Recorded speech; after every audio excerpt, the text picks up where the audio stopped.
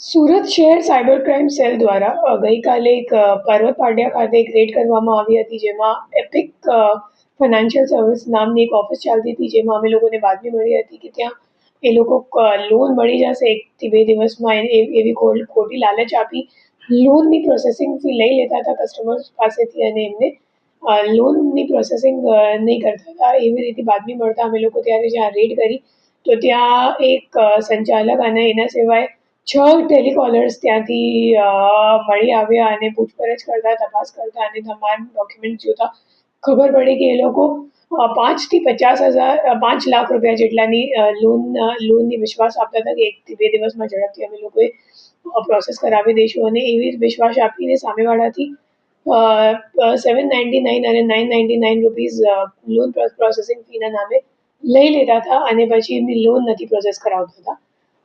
એ જે ટેલિકોલર્સ છે એમને દર દિવસની ટાર્ગેટ્સ આપવામાં આવતી હતી, અને એ માહિતી એ લોકોએ મેટા એડ્સમાં એડ ચલાવીને કલેક્ટ કરતા હતા. તો જે લોકોને લોન ઇન્ક્વાયરી કરવી હોય એ લોકો એડ પર ક્લિક કરે, અને એડ પર ક્લિક કરવાથી તમારું નામ અને નંબરનું ડેટા એ લોકો પાસે પહોંચી જાય, અને પછી એ લોકોની લિસ્ટ બનાવીને એ લોકો તમામ ટેલિકોલર્સ વચ્ચે વેચણી કરી બધાને ટાર્ગેટ આપવામાં આવતી હતી કે તમારે આજે 100 કોલ કરવાનું છે કે 200 કોલ કરવાનું છે, અને એ મુજબ આખી પ્રક્રિયા ચાલતી હતી છેલ્લા 6-7 મહિનાથી.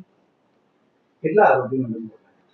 અત્યારે એક જ આરોપી પકડાયો છે, અને બીજો જે આરોપી છે એ હાલ નાસ્તો કરતો છે. જે આરોપી છે એનું શું રોલ છે? બેઝિકલી જે આરોપી છે એ અગાઉ એક જગ્યા કામ કરેલું છે, અને એને ખબર પડી ગઈ કે કેવી રીતે મતલબ એક લોન એજન્ટ તરીકે કામ ચાલુ છે હાલ માર્કેટમાં.